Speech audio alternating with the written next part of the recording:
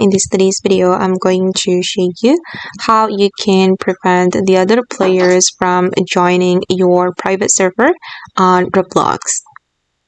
Okay, let's get into it, guys. Here I have opened my Roblox application, and first of all, we need to go to the More option, and we're going to go to the Roblox setting, and then select the Privacy and Content Restriction. And hold on, it's still loading. Alright, and you can choose the visibility and private servers, and then go to the private server, and here you can choose who can join your private server. Okay, and here you can select no one, so no one can join your private server. Okay guys, and that's how you can prevent the other players from joining your private server on Roblox. I hope this video will be useful for you. Thank you so much for watching, and bye!